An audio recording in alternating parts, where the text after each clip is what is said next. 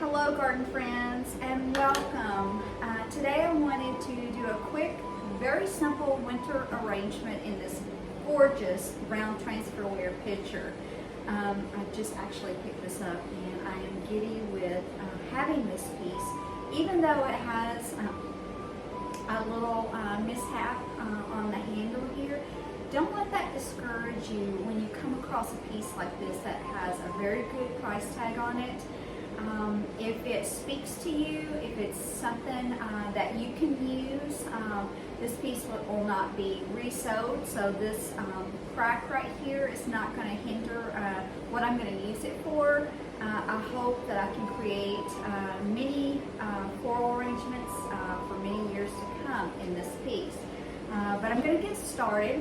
One thing that I have done is, and they're a little bit spent, but they are still in, but some are still in bud form. This is a plum branch, and I have forced it to bloom inside.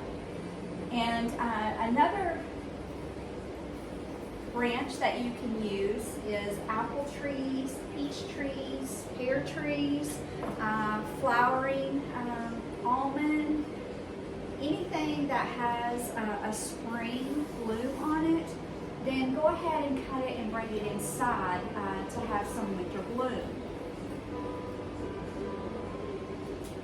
And with this last very cold snap that we had across the country, it did take a toll on some of the trees, and especially the evergreens and camellias, things like that. So you may not be able to actually cut. Now these were cut prior to the last cold snap, so I was very fortunate to get some blooms. And like I said, this has already started shedding because these are a little bit spent, and the beauty of the blossoms are just unbelievable. And like I said, go ahead.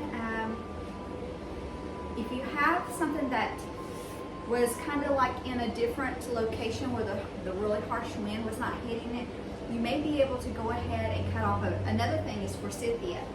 That's another spring blooming, and that may be okay because it was not already in bud or had any foliage. But wouldn't this be beautiful on a buffet? A dining room table for dinner, or an island. And I'm just going to go ahead and put a few more in.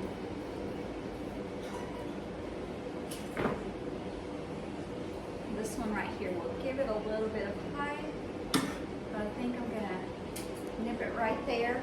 And another thing that I just went out and cut, if you're not familiar with dappled willow, I don't know if you can see actually the red cast crimson red tone on those branches.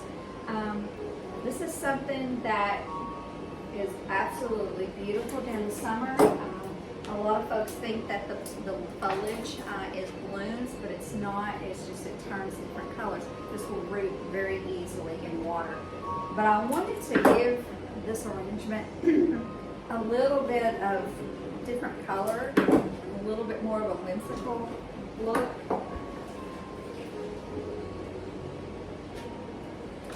And don't be scared to cut, and just do a trial and error. Just cut a few branches and see if they can be forced. I mean, what can happen? They not come out into bloom, and you're not out anything. It's just something to bring a little bit of delight, create more of a warmth in your home, and that is something that I'm very passionate about, is creating a home.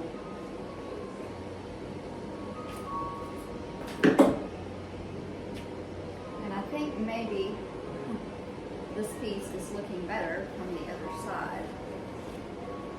Of course, that's quite natural since it was turned toward me. I'm going to go ahead and I think put, even though these are still in bud form, and once they've been forced, if you're going to rearrange them, go ahead and recut or re-snip the bottom ends at a 45-degree angle, and that will help them absorb more moisture to get to these buds so they'll be able to open.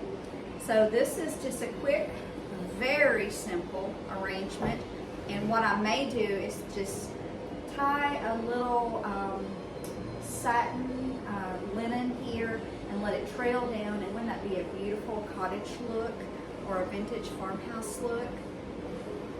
So I hope this has encouraged you to get out and cut some branches to force into bloom to bring some winter cheer to your home.